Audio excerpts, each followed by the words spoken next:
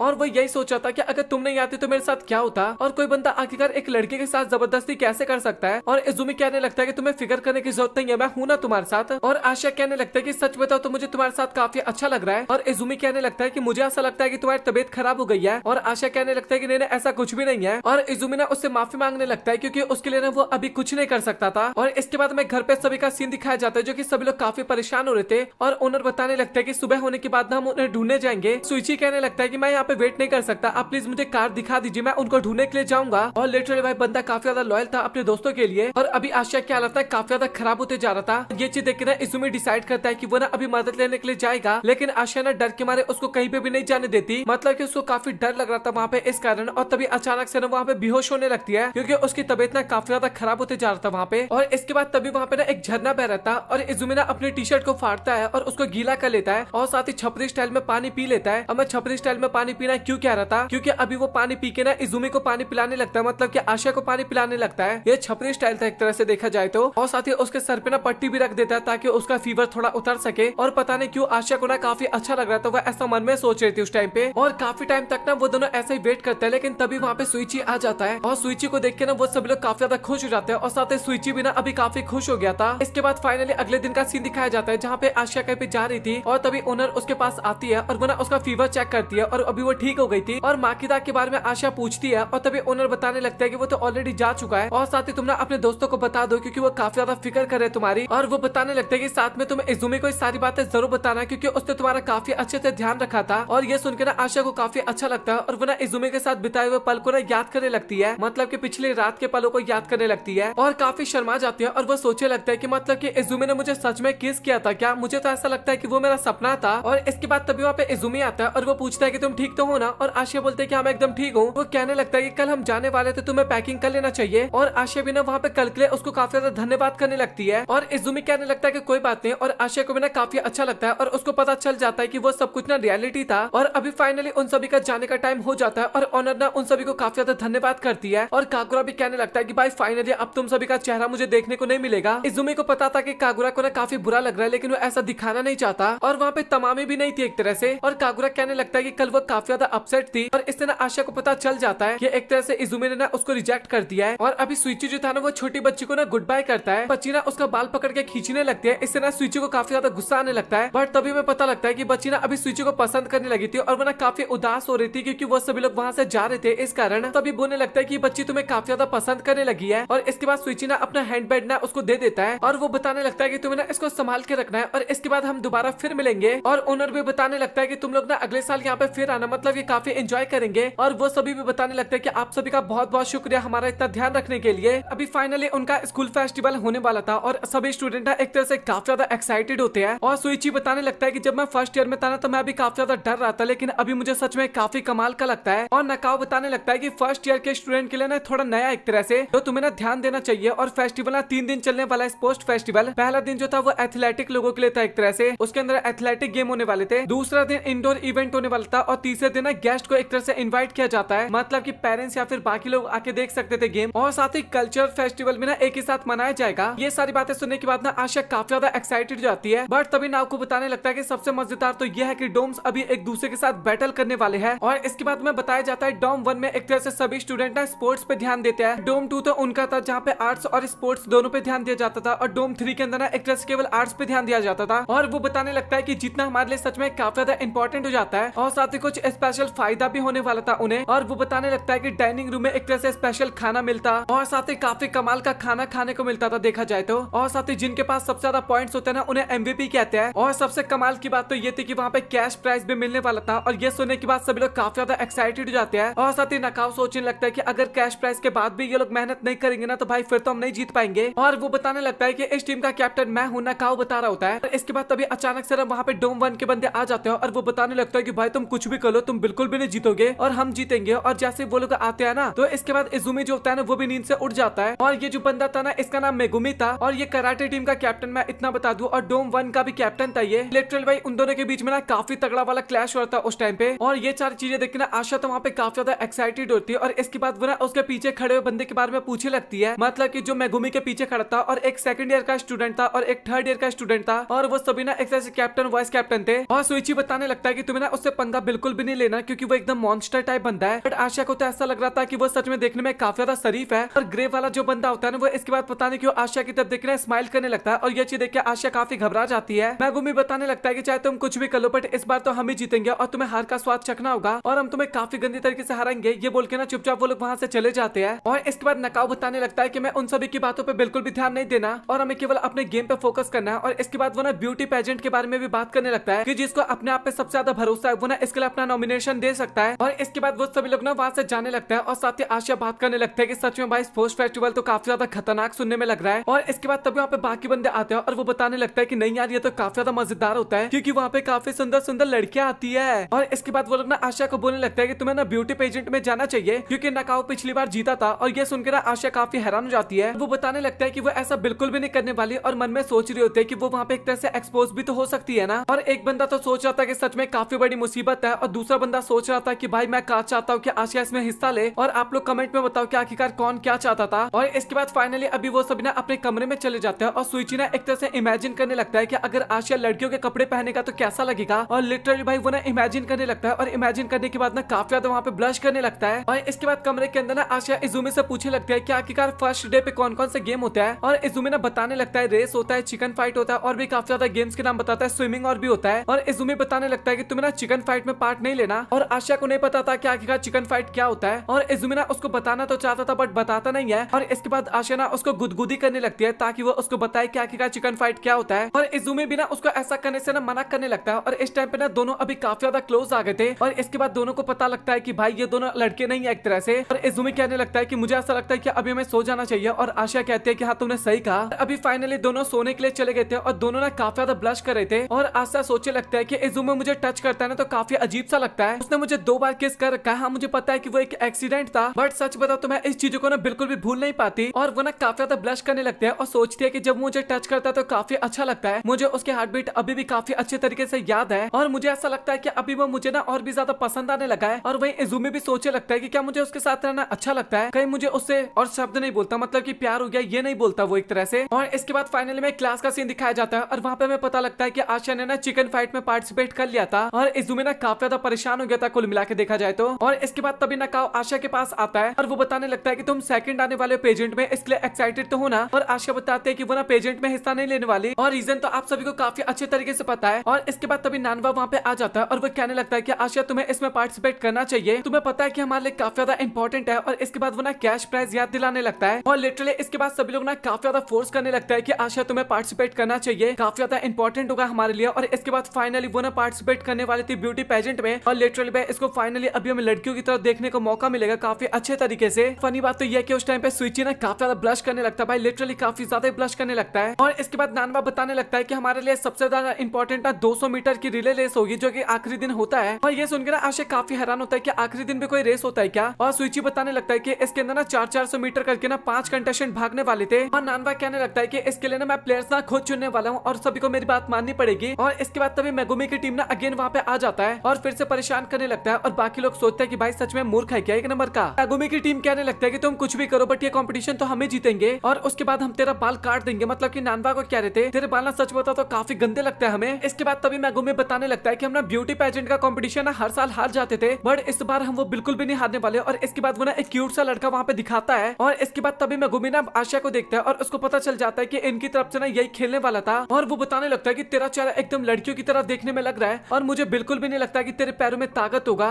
But मैं इतना तो मान सकता हूँ कि तू ब्यूटी पेजेंट में काफी अच्छा खासा टक्कर देगा हमें। और इसके बाद तभी आशा कहने लगता है कि तुझे ना फालतू कम बोलना चाहिए और मैं ना चिकन फाइट में भी पार्टिसिपेट कर रही हूँ। और वो बंदा ना काफी ज्यादा हंसने लगता है और बोलता है कि भाई चोट लग गया तो तू रोता फिरेगा, तुझे ये सब काम नहीं करना चाहिए। और लिटरली भाई अभी दोनों के बीच में ना काफी तगड़ा वाला बहस हो गया था। लिटरली भाई वो ना एकदम क्लैश में चेंज हो गया था, आशा और एक तरह से मेगुमी के बीच का क्लैश। और अभी डॉक्टर के पास आशा जाती है और डॉक्टर बताने लगता है कि तुम चिकन फाइट में पार्टिसिपेट करने वाली हो और सच में काफी बेकार आइडिया ये। और आशा कहने लगता है कि आप ऐसा क्यों कह रहे हो। और और इसके बाद तभी मिस यू वहाँ पे आ जाती है और उसको आशा देख के ना काफी खुश हो जाती है, बट डॉक्टर बिल्कुल भी खुश नहीं था और इसके बाद उसकी बहन ना उसके औकात दिखाने लगती है। इसके बाद मिस यू जो होती है ना वो एक कपड़ा देती है सॉफ्ट सा, जिससे वो अपने फिगर को ना काफी अच्छे तरीके से ढक सकती थी। और अभी उसको पता लगता है कि आशा ने एक तरह से ब्यूटी पैजेंट में हिस्सा लेने वाली है। मिस यू बताने लगता है कि नानवा ने भी पार्टिसिपेट किया था और उसका ना फोटो दिखाने लगता है और लिटरली भाई वो ना एकदम लड़की लग रहा था। अब पता चलता है कि आखिरकार वो कैसे कंपटीशन जीत गया था। और इसके बाद डॉक्टर अगेन अपनी बहन का ना काफी ज्यादा मजाक उड़ाने लगता है और इसके बाद उसकी बहन जो होती है ना वो अगेन डॉक्टर की ना औकात दिखा देती है उसको पीटते हुए। और इसके बाद आशा ना नानवा के बारे में सोच रही होती है और तभी अचानक से ना उसको नानवा दिख भी जाता है और वो ना बात करने के लिए जाती है, बट तभी वो नोटिस करते हैं कि आज ना नानवा काफी उदास है और वो ना नहीं जाती। और इसके बाद हमें पता लगता है कि आसिया और सुइची जो थे ना वो वॉलीबॉल में थे और जो इजुमी होता है ना बास्केटबॉल खेलने वाले थे। और तभी कुछ बंदे आते हैं और वो ना आशा के ऊपर नजर रखने लगते हैं क्योंकि उन्हें पता लगता है कि आशा ना काफी खतरनाक बंदा है एक तरह से। और इसके बाद आशा और सुइची का नाम वॉलीबॉल का मैच दिखाया जाता है, मतलब कि बास्केटबॉल का मैच दिखाया जाता है और वो ना काफी ज्यादा कमाल का चला था। और इसके बाद तभी इजुमी के ना वॉलीबॉल मैच की बारी आ जाती है और वो सभी प्रैक्टिस करते टाइम सोच रहे होते हैं कि सच में इजुमी ना काफी कमाल का खेलता है बास्केटबॉल। वो बास्केटबॉल प्लेयर नहीं है, उसके बाद भी काफी अच्छा खेलता है क्योंकि वो काफी लंबा हाई जंप कर सकता है। और इसके बाद फाइनली हमें पता लगता है कि बास्केटबॉल टीम ना एक तरह से इजुमी की टीम जीत गई थी। और इसके बाद वो सभी ना नानवा के सामने जाता है खुशी मनाने के लिए, बट नानवा ना वहाँ पे काफी ज्यादा उदास होता है क्योंकि अभी बाकी कॉम्पिटिशन जो थे ना वो डॉम 1 जीते जा रहे थे। और इसके बाद में पोजीशन पता लगता है जहाँ पे डॉम 2 ना एक तरह से 3rd नंबर पे था, लास्ट पोजीशन था उसका। अब जितने भी डोम हो उसमें लास्ट पोजीशन था। और जब कोई बंदा एक गेम में पार्टिसिपेट कर रहा है ना तो वो बंदा ना दूसरे गेम में उस टाइम पे पार्टिसिपेट नहीं कर सकता था। इस कारण डोम 1 में ना काफी ज्यादा बंदे हैं और वो काफी आसानी से गेम में पार्टिसिपेट कर सकते थे। और इसके बाद अगेन वो सभी बंदे वहाँ पे आ जाते हैं और अगेन काफी ज्यादा मजाक उड़ाने लगता है। इजुमी भी कहने लगता है कि मैं तुम्हारी औकात ना चिकन फाइट में दिखाने वाली हूँ, और मेगुमी कहने लगता है कि वो तो देख ही लेंगे। और इसके बाद तभी ग्रे वाला बंदा ना अगेन उसके सामने स्माइल करके ना वहाँ से जाने लगता है और ये चीज देख के आशा अगेन काफी ज्यादा हैरान हो जाती है। और इसके बाद तभी नानवा बताने लगता है कि तुम्हें ना उस बंदे से थोड़ा संभल के रहना चाहिए क्योंकि लिटरली एक फाइट के दौरान ना उसने एक बंदे का ना हाथ तोड़ के रख दिया था और उसको रत्ती भर भी कोई फर्क नहीं पड़ा था। और ये सुन के आशा भी काफी हैरान हो जाती है। भाई वो जितना शरीफ देखने में लग रहा था उतना शरीफ था नहीं। और लिटरली इसका नाम बताऊंगा ना तो आप लोग काफी हैरान हो जाओगे। इसका गोजो नाम था, मैं इतना आपको बता दूं। और इसके बाद तभी उनके वॉलीबॉल का मैच आ जाता है और आशा बताने लगता है कि हम ना बास्केटबॉल और बाकी गेम का बदला लेंगे इस गेम के अंदर। और लिटरली फनी बात तो ये होता है कि वो लोग ना पहले राउंड में हार जाते हैं और आशा सोचती है कि भाई आखिरकार ये कैसे हो सकता है। और इसके बाद तभी अचानक से ना एक पागल सा बंदा वहाँ पे आता है और वो ना डॉम 3 का आर्य था और इसका नाम क्या ही मैं आपको बताऊं, बट एक्टर इसको बोलेंगे एक तरह से। और वो ना काफी ज्यादा एक्टिंग करके लगता है आशा के सामने, बताने लगता है कि तेरे जैसा सुंदर बच्चा आखिरकार डॉम 2 में क्या कर रहा है, तुझे तो डॉम 3 में आना चाहिए, वहाँ पे हम तुझे रानी की तरह रखेंगे। और इसके बाद तभी सुइची ना उसको मारते टाइम कहने लगता है कि ओए तूने अपने गंदे हाथों से दूर रखो और थोड़ा दूर रह उससे। और इजुमी कहने लगता है कि भाई तुझे इतना भी कस के नहीं मारना चाहिए। और लिटरली इस बंदे का नाम ना मसाओ था, बट ये ना अपने नाम के आगे ना ऑस्कर लगाता था और ऑस्कर का मतलब तो आप लोग समझ रहे हो, ऑस्कर अवार्ड मतलब कि एक तरह से। और इसके बाद में पता लगता है कि वो ना एक्टिंग क्लब का प्रेसिडेंट था और वो बात करने लगता है मैं ना इसके ऊपर नजर रखना चाहिए। और सुइची बताने लगता है कि वो बंदा ना काफी ज्यादा फेंकता है, मैं इतना तुम्हें बता दूं। और इसके बाद सभी लोग बैठ कर ना खाना खा रहे थे और बात कर रहे होते हैं कि भाई वो ना अभी भी सबसे लास्ट पोजीशन पे चल रहा है और काफी ज्यादा उदास हो रहे थे। बट तभी उनकी नजर ना एक तरह से नानवा सर के ऊपर जाती है और बंदा ना एक अलग सा यूनिफॉर्म पहन रखा था और सभी लोग पूछे लगता है कि आखिरकार आप कहाँ पे जा रहे हो। और वो ना चेयरिंग स्क्वाड में एक तरह से पार्टिसिपेट कर रखा था और वहाँ पे ना इस तरीके का यूनिफॉर्म पहनना पड़ता है। और तभी आशा बुने लगता है कि चेयर क्लब में एक तरह से कैसे स्कोर किया जाता है। और इजुमी बताने लगता है कि वो ना फैकल्टीज और मिलकर एक तरह से डिसाइड करते हैं कि आखिरकार किसको कितना स्कोर मिलना चाहिए उनके परफॉर्मेंस के हिसाब पे। और इसके बाद वो लोग बात करने लगता है कि डॉम 1 ने ना काफी तगड़ा वाला लीड बना रखा है। अनवाना आशा को बताने लगता है कि तुम्हें ना कुछ भी करके 500 मीटर का रिले रेस जीतना पड़ेगा और अगर वो भी हमारे हाथ से निकल गया ना तो उसके बाद हमारा जीतना ना काफी ज्यादा इम्पॉसिबल हो जाएगा। और वो बात करने लगता है कि तुम्हें कुछ भी करके जीतना होगा और आशा कहने लगता है कि आप फिक्र मत करो, मैं जीतूंगी वो। इसके बाद तीनों कैप्टन अपना अपना परफॉर्मेंस दिखाना स्टार्ट करता है और सच बताओ तो ये चीजें काफी ज्यादा फनी लग रहा था मुझे देखने में, बट बाकी लोगों को ना वो चीजें काफी ज्यादा अच्छा लगता है और सभी लोग ना काफी कुल मिला के तारीफ कर रहे होते हैं। और इसके बाद फाइनली में रिजल्ट दिखाया जाता है और कुल मिला के देखा जाए तो आशा की टीम को ना सबसे ज्यादा पॉइंट मिले थे और वो ना काफी ज्यादा क्लोज आ गए थे अभी एक तरह से, सेकंड आने के काफी क्लोज आ गए थे। और वो ना काफी तेज इजुमी को हक करते हुए बताने लगते हैं कि मुझे काफी अच्छा लग रहा है, बट इसके बाद तभी उसको रियलाइज होता है कि भाई वो हक कर रखी है अभी इजुमी को। और एक बार आप लोग सुइची को देखो, मतलब कि मैंने इमेज बड़ा कर दिया है, इसमें आप लोग एक बार सुइची को देखो कैसा फील कर रहा है बंदा। और इसके बाद आशा ना दूर होते हुए ना काफी ज्यादा माफी मांगने लगते हैं, बट तभी सुइची ना उसको काफी टाइटली हक कर लेता है और बताता है कि पिछली बार का हिसाब अब खत्म हो गया। और बेचारा सुइची काफी गुस्सा हो जाता है और बोलता है कि भाई मैंने तो ये कभी भी नहीं किया। इसके बाद आशा को ना वो रिले रेस के लिए लेके जाने लगता है और इसके बाद में 500 मीटर का रेस दिखाया जाता है जहाँ पे सुइची ना सबसे पहले भाग रहा होता है और इसके बाद वो ना आशा को देता है डंडी। और लिटरली भाई आशा ना काफी पीछे थी लेकिन उसके बाद में ना काफी आसानी से रेस को कंप्लीट करती है और जीत भी जाती है। और अभी आशा ना फर्स्ट वाला ना झंडा लेके इधर से उधर घूम रही होती है और बाकी सभी लोग भी ना काफी ज्यादा खुश होता है कुल मिला के। और उसके टीम के बंदे कहने लगता है कि तुम्हें ना इसको स्टोर रूम में रख देना चाहिए, मतलब कि वो अपने पास रखना चाहती थी उस चीज को। और और इसके बाद वो ना स्टोर रूम ढूंढने के लिए ना इधर उधर घूमने लगती है। बट इसके बाद तभी आशा की नजर ना नानवा के ऊपर जाती है और वो ना उससे पूछने के लिए जाती है कि आखिरकार स्टोर रूम कहाँ है। बट तभी मैं पता लगता है कि नानवा ने वहाँ पे एक लड़की को काफी टाइटली हक कर रखा था और ये चीज देखना आशा काफी हैरान हो जाती है और छिप जाती है वहाँ पे। और आशा सोचने लगता है कि आखिरकार वो एक लड़की के साथ क्या करने की कोशिश करे उस टाइम पे। और नानवा ना उस टाइम पे काफी ज्यादा उदास होता है, मैं इतना आपको बता दूं। और इसके बाद आशा ना जाते टाइम सोचने लगते है कि क्या वो उनकी गर्लफ्रेंड थी और क्या उन्होंने ब्रेकअप कर लिया, मुझे कुछ भी समझ में नहीं आ रहा। और आशा सोचने लगता है कि मुझे ना इन सभी चीजों पर ना ध्यान नहीं देना चाहिए। इसके बाद अगेन वो ना स्टोर रूम ढूंढने के लिए चली जाती है और तभी पीछे ना हमें वही बंदे दिखाए जाते हैं और वो बात करने लगता है कि सच में बंदा काफी ज्यादा कमाल का है और मुझे पक्का भरोसा है कि इसको 2000 मीटर के भी रिले रेस में उतारा जाएगा। पहले में नानवा का सीन दिखाया जाता है जो कि अपने टीम को ना काफी ज्यादा मोटिवेट करने लगता है, कहता है कि चिकन फाइट पूरा गेम डिसाइड करेगा कि आखिरकार कौन जीतता है और कौन हारता है। और फाइनली चिकन फाइट भी ना अभी स्टार्ट हो गया था और आशा जो होती है ना काफी ज्यादा डर रही थी, उसको नहीं पता था कि चिकन फाइट इस तरीके से खेला जाता है। बट उसके दिमाग में यही चला था कि वो ना अपने अपोनेंट टीम को ना बिल्कुल भी नहीं जीतने दे सकती। और इसके बाद में आशा का सीन दिखाया जाता है जो कि काफी बढ़िया तरीके से ना भाई सभी का फ्लैक्स कलेक्ट किया जा रही थी और वो ना मेगुमी को अपना टारगेट बनाने की कोशिश कर रही थी, बट उसको ना वो कहीं पे भी नहीं दिखाई देता। और तभी एक बंदा आके ना आशा को धक्का दे देती है और इजुमी जो था ना वो आशा को बचाना चाहता था, नीचे गिरने वाली थी आशा उस टाइम पे। और इसके अगले सीन में इजुमी और सुइची ना हमें डॉक्टर के पास दिखाया जाता है और दोनों को काफी ज्यादा चोट लग गया था। और आशा ना अभी दोनों से काफी ज्यादा माफी मांगने लगती है और वो दोनों कहने लगता है कि तुम्हें माफी मांगने की जरूरत नहीं है, तुम ठीक हो तो बस वही हमारे लिए काफी है। और आशा को पता था कि डोम 1 का जो बंदा था ना उसने जानबूझकर धक्का दिया था और आशा को ये भी पता था कि अगर सुइची और इजुमी उसको नहीं बचाते तो उसका पत्ता भी कट हो सकता था। और नानवा जो होता है ना वो इसके बाद अगेन अपने प्लानिंग के बारे में बताने लगता है कि डोम 1 ना अगेन जीत गया है, बट अभी उनके पास मिस्टीफ शो बाकी है जिसकी मदद से ना वो काफी आसानी से गेम को जीत सकते थे। बट वो अभी काफी सीरियस होकर बताते हैं सारी बातें और बाकी सभी लोग भी ना ये सारी बातें सुन के काफी डर जाते हैं। और वो लोग बात करने लगता है कि तुम सभी का आइडिया ना काफी ज्यादा अच्छा था और तुम्हें ना स्टूडेंट और पब्लिक का ना वोट कमाना है कुल मिला के। और अभी इजुमी और आशा ना अपने कमरे में होता है जहाँ पे इजुमी सोचने लगता है कि सच में नानवा ना काफी ज्यादा अजीब सा है, कभी कभार ना उसे हमारे बारे में भी सोचना चाहिए। और उसके गाल पे ना काफी पेन हो रहा था और तभी आशा कहने लगती है कि तुम ठीक तो हो ना। और इसके बाद वो ना उसका गाल चेक करती है जहाँ पे सूजन तो नहीं था और आशा ना काफी उदास होते हुए कहने लगता है कि मुझे माफ करना, ये सब कुछ मेरे कारण हुआ है। और तभी इजुमी ना उसको दूर करते हुए कहने लगता है कि तुम्हें फिक्र करने की जरूरत नहीं है और मुझे पता है कि उस बंदे ने ना जानबूझ के तुम्हें धक्का देने की कोशिश किया था। और इजुमी को ऐसा लगता है कि वो लोग ना शायद बदला लेने की कोशिश कर रहे हैं, बट आशा को नहीं पता था कि आखिरकार ऐसा क्यों कर रहे वो लोग। और आशा ने इसके बाद वही व्हाइट वाल वाले बंदे के बारे में सोचने लगते है कि शायद वो ये सब काम करवा सकता है। बट इजुमी को कहते हैं कि मुझे इसके बारे में कुछ नहीं पता और इजुमी कहने लगता है कि तुम्हें ना चौकन्ना रहना चाहिए और अपने आसपास का ध्यान रखना चाहिए। और आशा भी सोचने लगता है कि उसके खिलाफ ना मेरे पास कोई सबूत नहीं है तो मैं ऐसा नहीं सोच सकती। और इसके बाद वो ना सावर लेने के लिए जाने लगती है और उसके जाने के बाद ना इजुमी सोचने लगता है कि मुझे पक्का भरोसा है कि आशा ना कुछ छिपाने की कोशिश कर रही है और उसको ऐसा लगता है कि मेगुमी या फिर उसके पंटर लोग ने ये सब कुछ काम करने की कोशिश कर रहा है। और वो सोचता है कि मुझे इसका ध्यान रखना होगा, मतलब कि आशा का ध्यान रखना होगा। और लिटरली इसके बाद में थर्ड डे का सीन दिखाया जाता है और नकाओ और आशा को देखो, मतलब कि नकाओ भी लिटरली लड़की लग रहा था और आशा तो लड़की थी और वो अपने रियल रूप में आ रखी थी उस टाइम पे। और क्लास के सभी बंदे ना आशा को देख के काफी हैरान होते हैं वहाँ पे। और लिटरली भाई आशा ने ना दोस्त काफी अच्छे पाए थे, मतलब कि आशा को थोड़ा एम्बैरेसिंग सा फील ना होना, इस कारण उसके काफी सारे दोस्त, मतलब कि कुल मिला के सभी दोस्त भी ना लड़कियों वाले आउटफिट पहन के आते हैं। साथ ही सुइची भी यहाँ पे होता है और सुइची ना जब आशा को देखता है तो लिटरली बंदा दंग रह जाता है और सोचता है कि भाई ये बंदा कितना प्यारा लग रहा है। और वो बंदा तो उसके सामने आने के बाद ना अपना पूरा होश खो चुका था एक तरह से। आशा पूछे लगता है कि आखिरकार इजुमी का है और बाकी के दोस्त बताते हैं कि वो अभी रेडी हो रहा है। और अभी आशा ना चेंजिंग रूम में जाके देखते हैं कि आखिरकार इजुमी ने चेंज किया या फिर नहीं किया और सभी लोग काफी डरावने लग रहे थे। आशा ना खाली यही दुआ कर रही थी कि इजुमी ना इस तरीके का बिल्कुल भी ना दिखे। और इसके बाद लिटरली में इजुमी का सीन दिखाया जाता है और मुझे एक बार आप लोग कमेंट सेक्शन में बताओ कि भाई लड़का इसको कौन कहेगा, मतलब कि कौन इसको लड़का कहेगा, मुझे बस इतना आप लोग एक बार बताओ। और आशा तो केवल उसी की तरफ देखने लग जाती है और साथ ही उससे ना अभी उसके कॉस्ट्यूम के बारे में पूछने लगती है। और इजुमी कहने लगता है कि तुम्हें ना इस तरीके से मेरी तरफ नहीं देखना चाहिए। और ये ना स्कूल फेस्टिवल का तीसरा दिन नहीं था बल्कि दूसरा दिन था, मैं इतना आपको बता दूं। इसके बाद फाइनली हमारा मेड कैफे स्टार्ट होता है और साथ ही गेस्ट लोग ना आना स्टार्ट करते हैं और वो लोग सोच रहे थे कि भाई सच में लड़कों का स्कूल है ना, मतलब कि मुझे यकीन नहीं हो रहा। और हमें सभी लोग दिखाए जाते हैं और सब लोग काफी क्यूट लग रहे थे यार देखा जाए तो। और इसके बाद फाइनली में 12 फाइनलिस्ट भी सिलेक्ट कर लेते हैं ब्यूटी पेजेंट के और उसमें ना आशा भी थी। और बाकी लोग भी बात करने लगता है कि भाई इस बार के लड़के कुछ ज्यादा डिफरेंट नहीं है, मतलब कि कितने प्यारे लग रहे हैं, मैं तो उन्हीं के साथ शादी कर लूं, इस टाइप की बातें कर रहे होते हैं। और अभी आशा की बात ना चारों तरफ फैलने लगी थी कि भाई सच में काफी क्यूट सा लड़का लगता है। और ब्यूटी पेजेंट का सर्वे करने वाले दो बंदे ना उसका इंटरव्यू लेने के लिए भी आते हैं और साथ ही नकाओ का भी इंटरव्यू लेने के लिए आए थे क्योंकि उसने भी ब्यूटी पेजेंट में पार्टिसिपेट किया था। और वो लोग बताने लगता है कि तुम दोनों को ना काफी अच्छे खासे वोट मिला इस टाइम पे। और लिटरली वो बंदे ना उसका साइज पूछ रहे होते हैं और नान को जो होता है ना वो तो काफी आसानी से अपना साइज बता देता है, लेकिन आशा को ना काफी शर्म आता है और वो ना वहाँ से फटाक से भागने लगती है। और वो बंदे भी सोचने लगता है कि भाई ये कितनी तेज भागती है। और इसके बाद तभी अचानक से वो गुंडे वाले बंदे ना अगेन दिखाए जाते हैं और वो सोचने लगता है कि भाई उसको तो काफी तेज चोट लगी थी ना, तो आखिरकार वो इतनी तेज कैसे भाग सकती है। और वो लोग बात कर रहे होते हैं कि उसको केवल 2000 मीटर की रेस से हमें बाहर करना है और इसके लिए हमारे पास काफी ज्यादा तरीके हैं। और अभी आशा ने एक जगह पे बैठ के ना काफी रिग्रेट कर रही थी। वो सोची थी कि मुझे ब्यूटी पेजेंट में हिस्सा नहीं लेना चाहिए, बट तभी अचानक से नानवा और वही लड़की हमें अगेन दिखाई देती है। और आशा सोचने लगता है कि भाई मैं इनका पीछा नहीं कर रही, बट उसके बाद भी मुझे हमेशा क्यों दिखते रहते हैं। और इसके बाद वो ना वहां से जाने लगती है, बट तभी वहाँ पे डॉक्टर भी दिखाई देते हैं और डॉक्टर बताने लगता है कि आशा तुम तो सच में काफी क्यूट लग रही हो। और डॉक्टर बताते हैं कि वो यहाँ पे बस थोड़ा सा ब्रेक ले रहा है। और आशा कहने लगता है कि आपको इस तरीके से ड्रिंक नहीं करना चाहिए ओपन एरिया में। तभी नानवा की आवाज आती है और वो कहने लगता है कि तुम मुझे छोड़ के गई थी और तुम्हें मुझे यहाँ पे सुनाने की कोशिश कर रहे हो। और डॉक्टर भी बताने लगता है इसके बाद आशा के पता नहीं क्या ये रिश्ता कब तक ऐसे ही चलता रहेगा। और वो दोनों ना अभी छिप के सारी बातें सुन रहे थे। और लिटरली भाई वो ना उसके फर्स्ट ईयर में ना टीचर थी और उन दोनों का ना सेटिंग बाजी चल रहा था, बट उसके बाद टीचर ना उसको छोड़ के चली गई। और तभी से नानवा ना थोड़ा सख्त लौंडा बनने की एक्टिंग कर रहा था। और नानवा बताने लगता है कि तुम्हें पता भी है कि तुम्हारे जाने के बाद मुझे कितना कुछ सहना पड़ा था। और लड़की कहने लगता है कि तुम्हें ना मेरी बातों पे यकीन करना होगा कि मैं तुम्हें सच में काफी प्यार करती थी। और नानवा कहने लगता है कि तुम मुझे छोड़ के गई थी, ना कि मैं तुम्हें छोड़ के गया था। और इसके बाद तभी अचानक से ना बंदा उसको किस करने लगता है और लिटरली काफी प्यारा सा मोमेंट लग रहा था। लेकिन तभी अचानक से लड़की ना उसको काफी कस के एक थप्पड़ लगाती है। और नानवा कहने लगता है कि मुझे ऐसा लगता है कि तुम्हें यहाँ से चले जाना चाहिए। और तभी आशा ना थोड़ा आवाज करने लगती है और नानवा को ना एहसास हो जाता है कि कोई वहाँ पे है। और फनी बात तो ये था कि डॉक्टर भी ना आशा को छोड़ के वहाँ से भाग गए थे। वो लड़की बताने लगता है कि जो कुछ भी हमारे बीच में हुआ था उसको तुम्हें भूल जाना चाहिए। और इसके बाद वो ना वहाँ से चली जाती है। और तभी नानवा बिना आशा को ढूंढ लेता है और बताने लगता है कि तुमने जो कुछ भी देखा ना तुम्हें उसके बारे में भूल जाना चाहिए। और आशा ना लड़की के बारे में पूछने लगता है इसके बाद। और नानवा बताने लगता है कि उस लड़की को ना मैं 3 साल पहले काफी पसंद किया करता था, जीने मरने की कस्में खाया करता था। और सच बताओ तो उसके बिना मैं एक पल भी नहीं रह पाता था। और वो मुझे छोड़ के चली गई और मुझे ऐसा लगा कि मैं शायद उसको भुला चुका हूँ। बट जब मैंने आज उसको देखा तो मुझे पता लगा कि मैं उसको अभी भी कितना ज्यादा प्यार करता हूँ। और उसकी अभी शादी होने वाली है और जिसके साथ उसकी शादी होने वाली है वो मुझसे दुगने उम्र का है। और आशा को भी समझ में नहीं आता कि आखिरकार वहाँ पे उसको क्या कहना चाहिए। और इसके बाद में इजुमी का सीन दिखाया जाता है जो कि ना आशा को ढूंढ रहा था। और तभी नानवा कहने लगता है कि आशा क्या मैं तुम्हें हक कर सकता हूँ। और आशा ना उसको हक करने देता है और लिटरली दोनों ना अभी काफी प्यार से हक करता है। और ये सारी चीजें ना इजुमी देख लेता है और पता नहीं क्यों उसको ना काफी बुरा लगता है। और तभी नानवा कहने लगता है कि मैं तो बस मजाक कर रहा था और सच बता तो तुम लड़की के कपड़ों में ना काफी ज्यादा कमाल के लग रहे थे, तो मुझे लगा कि मुझे तुम्हें हक करना चाहिए और ये मौका मैं कैसे खो सकता था। और आशा ना अभी काफी ज्यादा गुस्सा होने लगती है। और इसके बाद तभी नानवा उससे पूछने लगता है कि आशा तुम सच बताओ क्या तुम कभी भी किसी को प्यार की हो। और आशा ना काफी ब्लश करने लगती है और नानवा बताने लगता है कि तुम्हें पहला प्यार हुआ होगा ना तो उसको तुम काफी संजोग के रखना। मुझे पता है कि तुम्हें बाद में भी प्यार हो सकता है, लेकिन जो एहसास पहले प्यार में होता है वो एहसास तुम्हें बाद के प्यार में देखने को नहीं मिलेगा। पहले प्यार का घाव जो होता है वो तो धीरे धीरे भर जाता है, लेकिन उसका एहसास ना काफी ज्यादा स्पेशल होता है और उसको ना हमेशा संजोग के रखना। और मुझे पता है कि तुम्हें मेरी बातें ना अभी काफी बोरिंग लग रही होगी, बट उसके बाद भी मुझे ये सारी बातें करने में काफी अच्छा लगता है। और इसके बाद तभी आशा का ना अनाउंसमेंट करने लगता है कि भाई तू क्या कर रहा है, जल्दी आ जाना, इतना टाइम कौन लगाता है। और इसके बाद वो लोग ना वहाँ से चले जाते हैं। और तभी हमें इजुमी का सीन दिखाया जाता है जो कि अभी तक ना सारी बातें छिप के सुन रहा था और वो सोच रहा होता है कि पता नहीं क्यों मुझे अब तक इतना बुरा लग रहा है। और नकाव जो होता है ना वो अभी आशा के ऊपर काफी ज्यादा चिल्लाने लगता है कि आखिरकार तुम कहाँ चले गए थे, मुझे काफी ज्यादा मेहनत करना पड़ रहा था। और तब वहाँ पे इजुमी आता है और आशा ना उसके साथ बात करने की कोशिश कर रहा था, लेकिन तभी इजुमी ना चुपचाप वहाँ से चले जाता है। और साथ ही अभी नकाव भी ना काफी गुस्सा होने लगा था आशा के ऊपर। और तभी दो बंदे पूछने लगता है कि तुम इस लड़की को जानते हो क्या। मुझे इस लड़की की फोटो मिली और सच बताओ तो काफी ज्यादा कमाल किया है। और तभी आशा बताती है कि तो नानवा सर है। और ये सुनकर भाई बाकी बंदे काफी ज्यादा हैरान हो जाते हैं और सभी लोग ना अभी उसकी फोटो देखने के लिए ना फटाक से भाग के आने लगते हैं। तभी अचानक से वहाँ पे नानवा आ जाता है और सबसे पहले तो अपनी फोटोज को फाड़ देता है। और इसके बाद वो सोचने लगता है कि भाई आखिरकार मेरी पिक्चर्स यहाँ पे आई कैसे। और इसके बाद में न्यूज रिपोर्टर वाला बंदा दिखाया जाता है जो कि सोचा होता है कि भाई अभी मेरे पास बदला लेने का काफी अच्छा मौका है। बट सच बताओ तो नानवा पहले काफी ज्यादा क्यूट लगता था या फिर लड़की के कपड़ों में काफी क्यूट लगता है। और इसके बाद तभी अचानक से पीछे नानवा की एंट्री हो जाती है और बंदा काफी ज्यादा गुस्से में था इस टाइम पे। और वो बंदा बताने लगता है कि भाई तुझे ना मेरे पे गुस्सा नहीं करना चाहिए, मैंने इसका परमिशन पहले से ले रखा है। बट तभी नानवा कहने लगता है कि हाँ भाई मुझे पता है इसके बारे में, मैं तुझे कुछ कह थोड़ी ना रहा हूँ। और काफी प्यार से बोलने लगता है कि मुझे ऐसा लगता है कि तुझे ना ब्यूटी पेजेंट में हिस्सा लेना चाहिए। और ये सुन के चश्मेश बंदा तो काफी डर जाता है वहाँ पे। और अभी फाइनली दूसरा दिन भी ना खत्म होने वाला था और हमें सभी का स्कोर दिखाया जाता है, जहाँ पे डोम 1 104 था, डोम 2 101 था और डोम 3 110 पॉइंट पे थे। और अभी केवल 2 घंटे बचे हुए थे और डोम 2 ना अभी तक लास्ट थे। और ये सुन के ना उनके क्लास के बंदे ना काफी उदास हो जाते हैं, मतलब कि हमारे हीरो ग्रुप का डोम था। और वो लोग बात करने लगते हैं कि आज का दिन तो एक तरह से डोम 3 के लिए बना था और खासकर ऑस्कर के लिए। वो बंदा तो कुछ अलग ही लेवल का बंदा है, उसका तो ऑब्वियस सी बात है आज के दिन तो विनर बनना ही था। और तभी नानवा ना इजुमी के पास जाता है और कहने लगता है कि भाई तुझे ना वो क्यूट सा आउटफिट अगेन पहन लेना चाहिए क्योंकि उसमें तुझे काफी लोग पसंद कर रहे थे। बट इजुमी ना सीधा मना कर देता है और बोलने लगता है कि मेरे पास और भी काफी काम है। और वो बताता है कि भाई सच में तू ना काफी बेकार इंसान है। और इसके बाद तो आशा के पास जाके उसके काफी क्लोज हो जाता है और बोलने लगता है कि तुम सच में काफी अच्छा काम कर रहे हो। और सुइची जो होता है ना कहने लगता है कि भाई तुझे ना थोड़ा दूर रहना चाहिए इसके इतने क्लोज नहीं आना चाहिए। और इसके बाद चुपचाप इजुमी ना वहाँ से जाने लगता है और आशा ना इस चीज को नोटिस कर लेती है और वो भी ना अभी इजुमी के पीछे जाती है और कहने लगता है कि मैं तुम्हारा कूड़ा उठाने में मदद करती हूँ, लेकिन इजुमी ना काफी गुस्से में कहने लगता है कि मुझे तुम्हारी मदद की जरूरत नहीं है। और इसके बाद बंदा ना वहाँ से चुपचाप जाके कूड़ा फेंकने लगता है और आशा सोचती है कि मैंने कुछ गलत कर दिया क्या, और पता नहीं क्यों इजुमी ना अभी काफी ज्यादा उदास होता है। और इसके बाद तभी आशा ना डॉक्टर के पास जाती है और इन्हीं सब चीजों के बारे में बात करने लगती है और डॉक्टर बताने लगता है कि लड़के ना सच में काफी अजीब होते हैं और सच बताओ तो तुम ना इसके बारे में बिल्कुल भी नहीं समझ पाओगे। और वो ना नानवा के बारे में बताने लगता है कि अभी वो ना अपनी लाइफ में आगे बढ़ सकता है देखा जाए तो। और वो ये भी बताने लगते हैं कि नानवा ने कहा था कि मुझे ना अपने प्यार को संभाल के रखना चाहिए, मतलब कि इस टाइप की उसने काफी ज्यादा बातें की थी। और इसके बाद तभी डॉक्टर पूछे लगता है कि आखिरकार तुम दोनों के बीच में कैसा चल रहा है, मतलब कि इजुमी और तुम्हारे बीच में, मतलब कि तुमने वो सब कुछ किया या फिर नहीं किया। और आशा ना काफी घबराते हुए कहने लगता है कि सारा पागल वागल हो क्या, मतलब कि उसको तो ये भी नहीं पता कि मैं एक लड़की हूँ। और वो बताता है कि वो मेरा काफी अच्छा दोस्त है। और डॉक्टर बताने लगता है कि हाँ मैं समझ रहा हूँ, अभी तो सब कुछ ठीक है लेकिन आगे जाके देखना काफी प्रॉब्लम होगा। और इसके बाद आशा ना बाहर जाती है और वो सोचने लगता है कि सच बता तो डॉक्टर ना कभी नहीं सुधरेंगे और हमेशा ना एकदम मूर्खता भरी बातें करते रहेंगे। काफी गुस्से में कहने लगते हैं और तभी इजुमी कहने लगता है कि आखिरकार तुम गुस्सा किस पे कर रही हो। और आशा ना इजुमी को वहाँ पे देख के काफी हैरान हो जाती है और इजुमी कहने लगता है कि मुझे माफ करना, मैं कुछ ज्यादा ही तुम पे चिल्ला दिया था। और वो सॉरी बोल के वहाँ से जाने लगता है और कहने लगता है कि हमें कल की भी तैयारी करनी है। और इसके बाद तभी अचानक से ना एक फ्लावर पॉट ना ऊपर से गिरता है, लेकिन आशा ना वहाँ पे जैसे तैसे करके बच जाती है। और सभी लोगों को लगता है कि आखिरकार ये फ्लावर पॉट कैसे गिरा। और आशा ना डर के मारे ऊपर भी नहीं देखती, उसको पता था कि कोई जानबूझ के करा, लेकिन उसके बाद भी वो नहीं देखना चाहती थी। और अभी फाइनली दूसरा दिन भी खत्म हो गया था और आशा ना काफी उदास होकर ना घर जाने लगती है। और तभी में मैगुमी और उसके टीम के बंदे दिखाए जाते हैं, जहाँ पे मैगुमी ना आशा से सबसे पहले माफी मांगता है उससे मिलने के बाद। वो बताता है कि धक्का दिया हमारी टीम के मेंबर ने, इसमें हमारी टीम की गलती थी और इस कारण हम उस पॉइंट को ना ड्रॉ रखते हैं। और वो ना अगेन काफी ज्यादा माफी मांगने लगता है और बोलता है कि मैंने सुना है कि तुम कल की रेस में भी हिस्सा ले रहे हो, मुझे ऐसा लगता है कि हम अपना फाइनल मैच में डिसाइड करेंगे कि आखिरकार कौन विनर बनता है। और अभी आशा की ना उसके साथ बातचीत ना काफी अच्छे तरीके से होती है और आशा सोचती है कि भाई ये बंदा इतना ज्यादा बेकार भी नहीं है। और इसके बाद तभी अचानक से व्हाइट वाला बंदा कहता है कि मैंने सुना था कि तुम्हारे ऊपर फ्लावर पॉट गिरने वाला था और तुम्हें थोड़ा संभल के रहना चाहिए। और ये क्या कि बंदा वहाँ से चुपचाप जाने लगता है और आशा ना काफी डर गई थी और वो सोचने लगी थी क्या ये सब यही तो नहीं कर रहा ना। इसके बाद में आशा का सीन दिखाया जाता है और वो ना कहीं पे जा रही होती है और तभी अचानक से उसके सर पे ना एक बंदा गमला गिराता है और हमें पता लगता है कि वो व्हाइट वाला बंदा ही था गमला गिराने वाला। और तभी में पता लगता है कि वो सभी ना आशा का सपना था और बंदी ना काफी ज्यादा डर गई थी। और इसके बाद वो ना अपना मुंह धोने के लिए जाती है और तभी इजुमो का ना आँख खुल जाता है और वो उससे पूछने लगता है कि आखिरकार तुम्हें क्या हुआ। और आशा बताने लगता है कि उसको नींद नहीं आ रहा था। और तभी इजुमी कहने लगता है कि तुम्हें फिक्र करने की जरूरत नहीं है, तुम्हें मेरे पास सो जाना चाहिए, इससे तुम्हें डर नहीं लगेगा। और आशा ना काफी शर्मा गई थी और वो ना ये सब कुछ करने से ना मना करने लगती है, लेकिन इजुमी ना उसके बाद भी उसका हाथ पकड़ के ना अपने पास बुला लेता है सुलाने के लिए। और आशा बेचारी काफी ज्यादा डर गई थी और उसको ऐसा लग रहा था कि अभी उसको नींद बिल्कुल भी नहीं आने वाला। बट तभी वो नोटिस करती है कि इजुमी तो काफी जल्दी वहाँ पे सो गया। और इसके बाद तभी वो ना उसके काफी ज्यादा क्लोज चली जाती है। और सच बताओ तो अभी आशा को ना काफी ज्यादा अच्छा लग रहा था और इजुमी जो होता है ना वो भी उसको कंफर्टेबल फील करवाने की कोशिश कर रहा था वहाँ पे। और फिर हमें दिन का सीन दिखाया जाता है जहाँ पे सुइची ना उन दोनों को उठाने के लिए आया था और वो काफी ज्यादा हैरान हो जाता है उन दोनों को एक साथ देख के और पूछे लगता है कि भाई तुम दोनों एक साथ क्यों सो रहे थे। और आशा बताने लगता है कि मुझे काफी डर लग रहा था तो मैंने सोचा कि इजुमी के पास सो जाना चाहिए। और अभी सुइची ना बाहर वेट करने के लिए चला जाता है और बंदे को ना काफी बुरा लग रहा था और उसके दिमाग में ये चला था कि आखिरकार दो लड़के एक साथ कैसे सो सकते हैं। और कुल मिला के सच बताओ तो बंदे के लिए मुझे काफी बुरा लग रहा है। और अभी फाइनली स्कूल का आखिरी दिन स्टार्ट हो गया था फेस्टिवल का और बाहर के भी लोग अभी स्कूल में आने लगे थे और साथ ही यहाँ पे वोटिंग देना था और पेजेंट में जो विनर बनने वाला था उनको सिलेक्ट करना था कुल मिला के। और सुइची और आशा ने ये सारी चीजें देख रहे थे और तभी उनके पास उनका एक दोस्त आता है और बताने लगता है कि मैं तुम्हारी पिक्चर क्लिक करता हूँ। और इसके बाद वो ना पिक्चर क्लिक करता है और सुइची जैसे अपनी पिक्चर देखता है तो उसके पीछे घोस्ट क्लब के कुछ बंदे थे। लिटरली वो चीज देख के ना सुइची काफी घबरा जाता है, वहीं पे बेहोश हो जाता है इसके बाद। और अभी आशा ना अपने दोस्तों के पास ना ड्रिंक लेके जा रही थी, जो भी मेहनत करे थे उन सभी को ड्रिंक पिलाने के लिए। और आसपास के जितने लोग होते हैं वो सभी आशा की काफी तारीफ करने लगते हैं कि तुम सच में काफी कमाल की लग रही हो। और हमें ना उनका टीचर भी दिखाए जाते हैं और वो भी ना पुलिस वाले बने थे, एक तरह से गार्ड बनने का प्रैक्टिस कर रहे थे वहाँ पे। और अभी नानवा का ना एक परफॉर्मेंस होने वाला था, वो थोड़ा दिखाने वाला था कि आखिरकार सेफ्टी किस तरीके से किया जाता है। और लिटरली वो ना बंदों को ये बताने वाला था, लड़कियों को ये बताने वाला था कि आखिरकार वो कैसे अपने आप को प्रोटेक्ट कर सकते हैं जब वो अकेले हो। और लिटरली वो ना अभी सभी लड़कियों को बुला के ना उनके साथ डांस करने लगता है, काफी क्लोज आने लगता है। सच बताऊं तो कुल मिला के बंदा वहाँ पे काफी ज्यादा फ्लर्टिंग कर रहा था और सभी लड़कियों को भी ना ये चीजें देख के काफी अच्छा लग रहा था। और नकाउ जो होता है ना उसको भी ये सारी चीजें देखने में ना काफी ज्यादा अच्छा लग रहा था। लेकिन तभी आशा आती है और उसको पकड़ के वहाँ से लेके जाने लगते हैं क्योंकि उनको काफी काम था देखा जाए तो। और अभी वो दोनों ना वहाँ से जाने लगता है बट तभी आशा की नजर ना इजुमी के ऊपर जाती है और इजुमी के साथ ना कुछ लड़कियां फोटो क्लिक करवाना चाहती थी। और ये चीज देख के ना आशा भाई काफी गुस्सा हो जाती है और इजुमी ना लड़कियों को मना भी नहीं कर पाता और आशा ऐसा करने भी नहीं देना चाहती थी। और इसके बाद वो ना इजुमी को अपने साथ खींच के लेके जाने लगती है और अभी आशिया ना इजुमी को लेकर थोड़ा दूर आ गई थी और इजुमी ना उसको धन्यवाद करने लगता है उसको बचाने के लिए, लेकिन आशिया ना उसके ऊपर काफी ज्यादा गुस्सा होने लगता है और गुस्सा होकर चुपचाप वहां से चली जाती है। और अभी हमें बाकी लोग दिखाए जाते हैं और वो सभी सोच रहे होते हैं कि आशिया कुछ ज्यादा पॉपुलर नहीं हो रही क्या, मतलब कि मुझे समझ में नहीं आ रहा कि आखिरकार हमें इतना क्यों नहीं पसंद कर रहे लोग। और वही हमें आशिया का सीन दिखाया जाता है और लिटरली भाई बंदी काफी ज्यादा पॉपुलर हो रखी थी, चारों तरफ से उसको बंदों ने घेर रखा था। और तभी अचानक से डॉम 3 का कैप्टन वहां पे आ जाता है जिसको ऑस्कर सब कहते हैं और वो अपनी एक्टिंग करने लगता है। एक्टिंग क्या ही करता है, मतलब कि इधर उधर की वियर्ड सी हरकतें करने लगता है और ये सारी चीजें देख के बंदे लोग काफी हैरान हो जाते हैं और बताने लगता है कि मैं तुम्हारा ब्लड पीना चाहता हूँ और तुम मेरी वैम्पायर बनने वाली हो फिलहाल के लिए तो। और ये चीज देख के सुइची से बिल्कुल भी बर्दाश्त नहीं होता और उसको ना गाली वाली बक के ना वहां से भगा देता है। और अभी जितनी भी ऑडियंस आशिया के पास थी ना वो सभी ऑडियंस को ना अपने साथ लेके चला जाता है और कुल मिला के उसका प्लान था सभी ऑडियंस को अपने पास लाने का। और सुइची को ना काफी गर्मी लग रहा था और इसके बाद वो ना फ्रेश हवा खाने के लिए बाहर की तरफ जाने लगता है। और नकाउ जो होता है ना वो आशिया को स्टेज पे लेके जाने वाला होता है क्योंकि पेजेंट का अभी रिजल्ट आने वाला था, थोड़ा परफॉर्मेंस दिखाना था। तभी सुइची को ना डॉम 1 के ना 2 बंदे आपस में बात करते हुए नजर आते हैं, जहाँ पे क्यूट सा बंदा बोलने लगता है कि आखिरकार हमें आशिया को क्यों ही पकड़ना है और दूसरा बंदा कहने लगता है कि तू ना ज्यादा सवाल जवाब मत कर, तुझे जितना कहा है तू बस उतना कर। और ये सारी बातें ना सुइची छिप के सुन रहा होता है और तभी वहाँ पे सफेद बाल वाला बंदा आ जाता है और वो बात करने लगता है कि भाई आखिरकार तू यहाँ पे कर क्या रहा है। और सुइची बताने लगता है कि तुम्हारी क्लास के 2 बंदे ना प्लानिंग कर रहे हैं आशिया को पकड़ने का। और वो बंदा कहने लगता है कि ऐसा है क्या। और इसके बाद वो ना देखता है वहाँ पे और वहाँ पे लिटरली कोई भी नहीं होता उस टाइम पे क्योंकि वो दोनों बंदे वहाँ से भाग गए थे। और सुइची ना अभी काफी ज्यादा गुस्सा होने लगता है उस बंदे के ऊपर और बताता है कि अगर भाई तू कुछ भी प्लानिंग कर रहा है ना आशिया को लेके तो भाई तू संभल जा, नहीं तो मैं तेरी हालत ना काफी खराब कर दूंगा। और अभी फाइनली वो ना वहाँ से चला जाता है और फाइनली में पेजेंट का सीन दिखाया जाता है और वहाँ पे जो भी जीतने वाला था ना उसको 50 कॉइन्स मिलने वाले थे, एक तरह से 50 पॉइंट मिलने वाले थे, ना कि कॉइन। गलती से कॉइन मैंने बोल दिया था। और वहाँ पे हमें सभी लड़कियां दिखाई जाते जो कि पेजेंट में पार्टिसिपेट कर रखी थी और अभी एक एक करके ना सभी लड़कियां अपना इंट्रोडक्शन देने वाली थी ताकि अच्छी तरीके से इंटरेक्शन हो पाए और सभी को ना वोटिंग अच्छी तरीके से मिल पाए। और वहाँ पे ना आशिया का भी नाम लिया जाता है और आशिया को ना काफी शर्म आ रहा था एक तरह से। और एक एक करके ना वहाँ पे सभी लोग ना अपना इंट्रोडक्शन देते हैं, अपना परफॉर्मेंस देते हैं और सभी का काम ना काफी अच्छे तरीके से चलता है वहाँ पे। और तभी में सुइची का सीन दिखाया जाता है जो कि आशिया के पास जाता है और उसको ना सारी सिचुएशन के बारे में बता देता है, डॉम 1 की प्लानिंग के बारे में बता देता है कि वो लोग ना आशिया को लेके कुछ प्लानिंग कर रहे हैं उसको किडनैप करने का। और तभी में आशिया का सीन दिखाया जाता है और उसके पास वही शरीफ वाला बच्चा आता है, डॉम 1 का बच्चा आता है और वो ना आशिया को अपने साथ कहीं पे लेके जाना चाहता था। और वो बताने लगता है कि मुझे तुम्हारी मदद की जरूरत है, तो क्या तुम मेरी मदद कर सकते हो। और आशिया कहने लगता है कि हाँ जरूर, क्यों नहीं, बताओ तुम्हें क्या मदद चाहिए। और वो बंदा कहने लगता है कि मुझे यहाँ पे नहीं, मतलब कि यहाँ पे मैं तुम्हें नहीं बता सकता, कहीं और चलना पड़ेगा। और इसके बाद वो बंदा ना उसको वहाँ से लेके जाने लगता है और नकाउ जो होता है ना वो भी देख लेता है और वो भी ना उनके पीछे जाने की कोशिश करता है इस टाइम पे। और आशिया उससे पूछने लगता है कि तुम मुझे अभी तो बता सकते हो, यहाँ पे तो कोई भी नहीं है। बट वो बंदा कुछ भी नहीं बता रहा होता और वो बंदा बताने लगता है कि सच बताओ तो मैं एक टीचर को ना काफी ज्यादा पसंद करता हूँ और शायद मैं उनके कारण यहाँ पे हूँ, नहीं तो मैं यहाँ पे होता भी नहीं। और इस टाइप की ना काफी ज्यादा बातें करने लगता है और अचानक से ना वो आशिया से इसके बाद माफी मांगने लगता है। और तभी अचानक से ना वहाँ पे 2-3 स्टूडेंट आ जाते हैं जो कि आशिया को चारों तरफ से घेर लेते हैं। और कुल मिला के बंदा ना वहाँ पे सच बताने वाला था, लेकिन उससे पहले बंदे आ गए थे तो अभी वो कुछ नहीं कर सकता था और वो ना चुपचाप वहाँ से चला जाता है। और आशिया ना चिल्लाने की कोशिश करती है बट तभी वहाँ पे नकाउ आ जाता है और वो ना आशिया को बचाने की कोशिश करता है वहाँ पे। लेकिन वो बंदे लोग ना काफी ज्यादा पावरफुल थे, वो सिर्फ एक पंच मार के ना बंदे को वहाँ पे बेहोश कर देते हैं। उसके बाद भी ना नकाउ हार मारने की कोशिश नहीं कर रहा था और वो ना अगेन मारते हैं वहाँ पे उससे, बट उसके बाद भी कोई फर्क नहीं पड़ता और वो लोग इसके बाद भाई कूट देते हैं उसे, मतलब कि हमें दिखाया तो नहीं जाता बट मुझे ऐसा लगता है कि भाई कूट देते हैं नकाउ को। और इसके बाद में इजुमी और सुइची का सीन दिखाया जाता है जो कि अभी आशिया को चारों तरफ ढूंढ रहे थे बट उनको ना वो कहीं पे भी दिखाई नहीं दे रही थी और वो अभी काफी घबरा गए थे। और तभी वहाँ पे एंट्री हो जाते नकाउ की और वो ना सारे सिचुएशन के बारे में बता देता है कि वो सभी लोग आशिया को कहाँ लेके जा रहे हैं। और वो बंदा था ना, मतलब कि जो लेके गया था वो बंदा भी ना ये सारी चीजें देख लेता है और वो भी ना स्टेज से भाग के ना सीधा वहाँ पे मदद करने के लिए जाने लगता है। और तभी इजुमी जो होता है ना वो सीधा उस गोजो वाले बंदे के पास जाता है, व्हाइट हेयर वाले बंदे के पास, और सीधा उसके ऊपर इल्जाम लगाता है कि मुझे पक्का भरोसा है कि तुमने आशिया को किडनैप किया है और जल्दी बताओ कि आखिरकार तुमने उसको कहाँ पे रखा है। और तभी अचानक से वो बंदा वहाँ पे आ जाता है और बताने लगता है कि इसमें गोजो सर की कोई भी गलती नहीं है। और वो बताता है कि कुछ और लोगों ने ना मुझे परेशान करने की कोशिश किया था और हमें पता लगता है कि जो कैप्टन था ना डोम 1 का, उसका राइट हैंड था ये गोजो और जो लेफ्ट हैंड दूसरा बंदा था ना उसने सारी हरकतें किया था। और हमें ऐसा लग रहा था कि सब काम करने वाला गोजो था क्योंकि फाइनली अभी उस बंदे का फेस रिवील हो जाता है। और आशिया कहने लगता है कि भाई तू आखिरकार ऐसा कर क्यों रहा है। और वो बंदा कहने लगता है कि देख भाई तेरे साथ कोई हमारी पर्सनल दुश्मनी नहीं है, बट अगर हमें कंपटीशन जीतना है तो तेरे साथ तो ऐसा करना ही पड़ेगा। वो लोग चाहते थे कि आशिया ना 100 मीटर के रेस में हिस्सा ना ले, मतलब कि 1000 मीटर के रेस में, क्योंकि अगर वो पार्टिसिपेट कर लेती ना तो इनका जीतना ना काफी कम चांस हो जाता। और अभी फाइनली सभी को पता चल गया था कि आशिया को कहाँ पे रखा गया है और वो सभी लोग ना अभी आशिया को बचाने के लिए जाने लगते हैं। और फाइनली वो लोग ना उस लोकेशन पे पहुंच जाते हैं और जितने बंदों ने भी आशिया को पकड़ा था ना उन सभी को काफी गंदी तरीके से पीट देते हैं वो सभी लोग मिलके। और लिटरली यहाँ पे सुइची तो कुछ अलग ही था, नेक्स्ट नेक्स्ट लेवल लात मारता है और ये चीज देख के काफी मजा आ जाता है। और अभी इजुमी जो होता है ना काफी डर जाता है और आशा के कंधे पे ना अपना सर रखते हुए ना रिलैक्स करने लगता है, उसको थोड़ा सांस मिलता है एक तरह से वहाँ पे। और कुल मिला के बंदा ना अभी आशा के लिए काफी ज्यादा डर गया था और आशा भी ना वहाँ पे काफी ब्लश कर रही थी। और सच बताओ तो काफी प्यारा मोमेंट था ये देखा जाए तो। और वो बात करने लगता है कि अगर तुम्हें कुछ भी प्रॉब्लम होना तो तुम मुझे बता दिया करो, इस तरीके से अपने अंदर छिपा के मत रखा करो, मुझे सच में काफी डर लगता है। और फाइनली में ब्यूटी पेजेंट का कंपटीशन का ना विनर पता लगता है। कैमरामैन रिपोर्टर वाला जो बंदा था ना लिटरली भाई ब्यूटी पेजेंट का कंपटीशन वही जीत जाता है और नानवा ने ना इसको जबरदस्ती पार्टिसिपेट करवाया था और बंदा जीत गया, देख सकते हो आप लोग भाई। और अभी फाइनली में डोम 1 और डोम 3 के बीच में ना मीटिंग दिखाया जाता है डोम 2 के अंदर। और जो डोम 1 का कैप्टन था ना सच बता तो बंदा काफी ज्यादा शर्मिंदा हो रहा था, उसको नहीं पता था कि उसके पीठ पीछे ये सारी हरकतें हो रहा है और साथ ही उसका मेन बंदा ये सारी हरकतें करने की कोशिश कर रहा है और वरना काफी ज्यादा माफी मांग रहा था उस टाइम पे। नकाउ कहने लगता है कि भाई मैं क्या ही माफ करूं, माफ तो आशा करेगी। और आशा जो होती है ना काफी प्यार से उन सभी को माफ कर देती है। और कुल मिला के देखा जाए तो वहाँ पे ना सभी का सीन एकदम शॉर्ट हो जाता है और देखा जाए तो गोजो उतना बुरा इंसान भी नहीं था जितना हमें दिखाया जाता है एपिसोड के अंदर। बट प्रॉब्लम की बात तो ये थी कि पेजेंट के दोनों पार्टिसिपेट डोम 2 के दोनों पार्टिसिपेट ने पार्टिसिपेट किया ही नहीं था कंपटीशन के अंदर, तो इस कारण उनको मिला ही नहीं कुछ पॉइंट्स, वो लास्ट आ गए थे ना एक तरह से, तो 10 या 5 पॉइंट मिले थे और अभी भी वो लोग काफी ज्यादा पीछे थे। और फाइनली अभी एक आखिरी रेस बचा हुआ था और ये रेस डिसाइड करने वाला था कि आखिरकार कंपटीशन का विनर कौन बनने वाला था।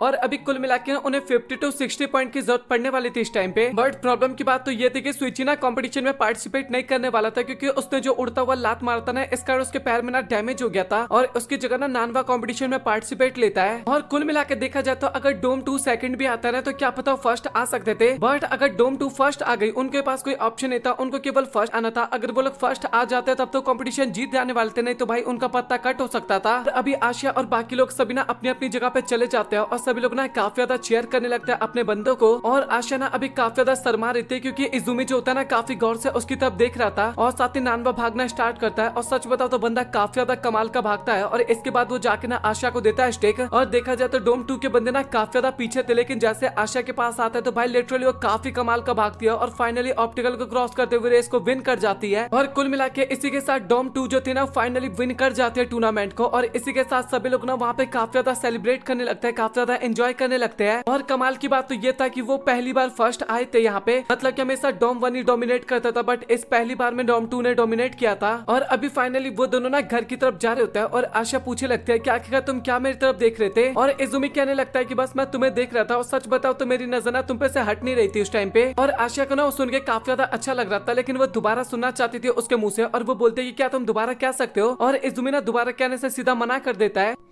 तो ये वीडियो तो इसी के साथ यहाँ पे खत्म होता है और मुझे नहीं पता कि पूरी सीरीज खत्म हो गई है कि केवल ये एपिसोड खत्म हुआ है, बट मैं अभी सारे 12 एपिसोड को ना मर्ज करके अपलोड करने वाला हूँ और एपिसोड 30 या 14 आता है ना तो मैं उसके बाद उसको एक्स्ट्रा में अपलोड कर दूंगा, आप लोग उसको वॉच कर लेना। तो अगर आप लोगों को वीडियो पसंद आए तो वीडियो को लाइक कर देना, साथ ही चैनल को सब्सक्राइब कर देना। सो मिलता है आप लोगों से अगली वीडियो में, तब तक के लिए गुड बाय।